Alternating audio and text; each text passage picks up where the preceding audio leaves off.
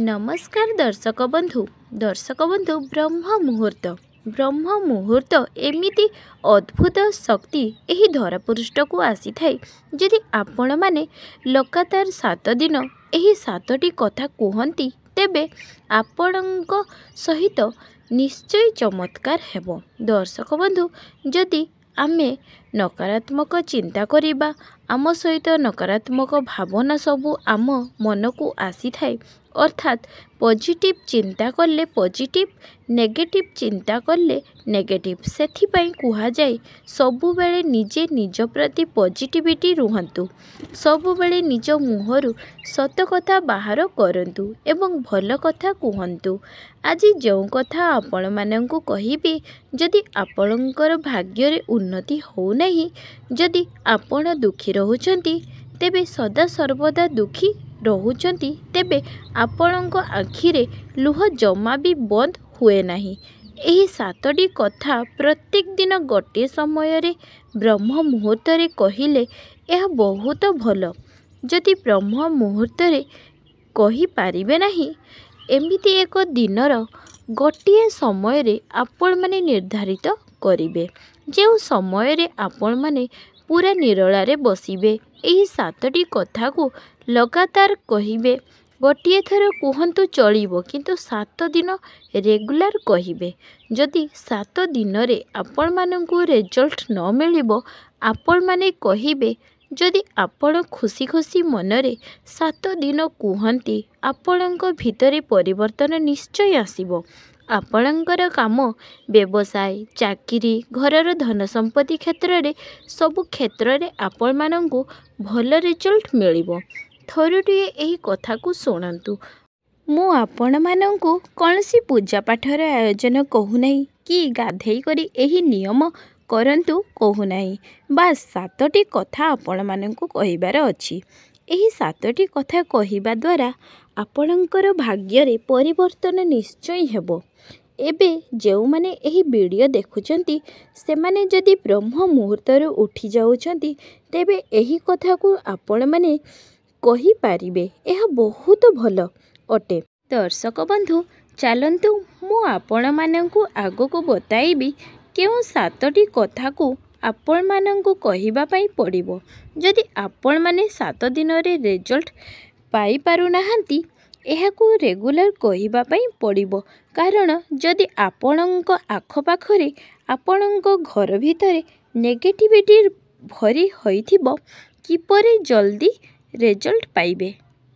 जदि आपण भल चिंताधारा नहीं करी, जदि भगवान विश्वास रखी करी पूरा खुशी रे जदि करिबे, हाँ मु ए कथाटा कहूची मोर होइजिबो, ताहले 7 दिन रे आपण रिजल्ट पाइजिबे। दर्शक बंधु 7टी कथा कौन जानिबा। प्रथम, आपण जदि सबुबेले कहिबे मो पाखरे टंका नहीं, मु बहुत दुखी, मु बहुत गरीब, सेमिथि ही होई होई जिबे। दिनर गोटे समय रे माँ सरस्वती आम जीभरे बसी थांती।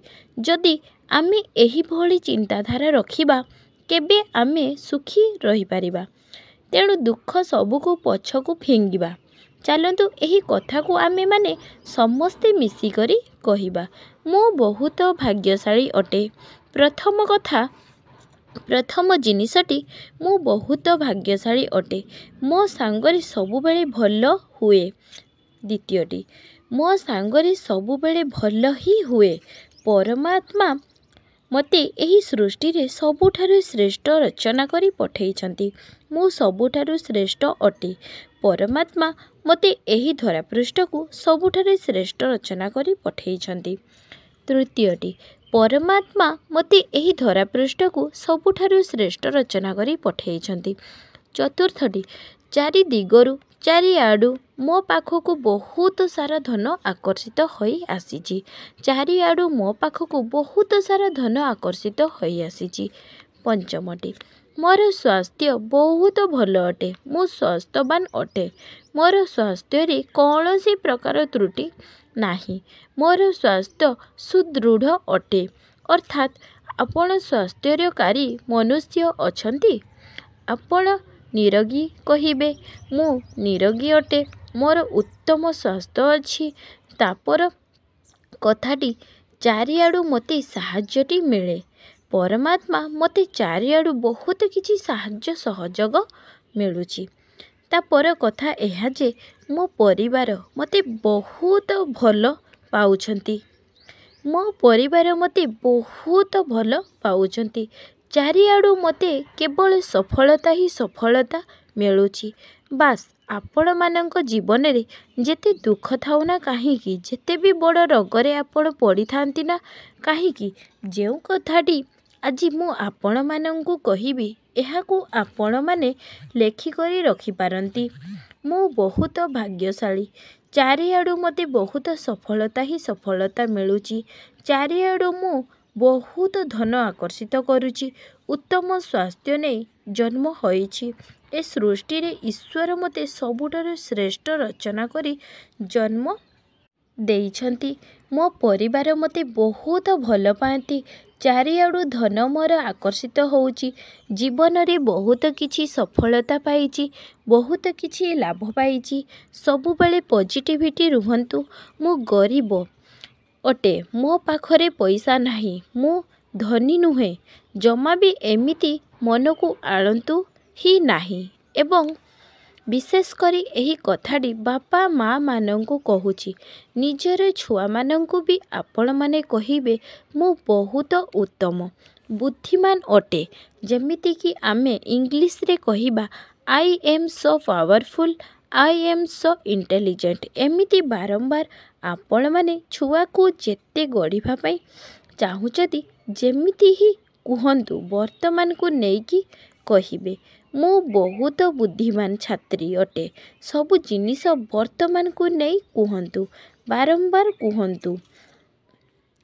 ନିଜ ଛୁଆକୁ କୁହନ୍ତୁ। ଯଦି ନିଜ ଛୁଆ ନର୍ସରୀ, LKG, UKG, ଆପଣ କୁହନ୍ତୁ ସେ ଖାଲି ଶୁଣୁ।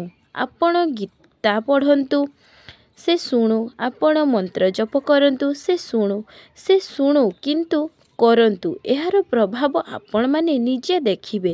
ମୁଁ ନିଜର ଅନୁଭୂତିରୁ କହୁଛି, ଆପଣମାନେ ନିଜେ ଦେଖିବେ ଆପଣମାନଙ୍କ ପଜିଟିଭ୍ ଚିନ୍ତାଧାରାକୁ ବହୁତ ଆଗକୁ ନେଇପାରିବ।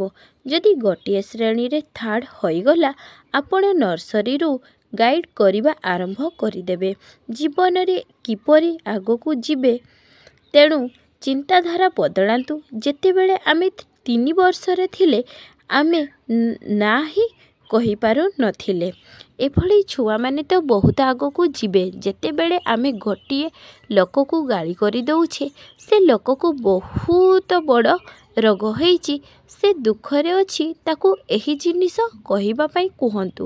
ନିଶ୍ଚୟ ଭାଗ୍ୟ ବଦଳିବ। ଏ ଭିଡ଼ିଓ ଏପର୍ଯ୍ୟନ୍ତ ଯେଉଁ ଭାଇ ଭଉଣୀମାନେ ଦେଖିଛନ୍ତି, ଦର୍ଶକମାନେ ଦେଖିଛନ୍ତି, ବହୁ ମାତ୍ରାରେ ସେୟାର କରନ୍ତୁ। ଛୋଟ ଛୁଆମାନଙ୍କୁ ବି କୁହନ୍ତୁ। ଆପଣ ଯେଉଁ ମା ବାପାମାନେ ଚାହୁଁଛନ୍ତି ଗୋଟେ କାଗଜରେ ନିଜେ ଲେଖନ୍ତୁ।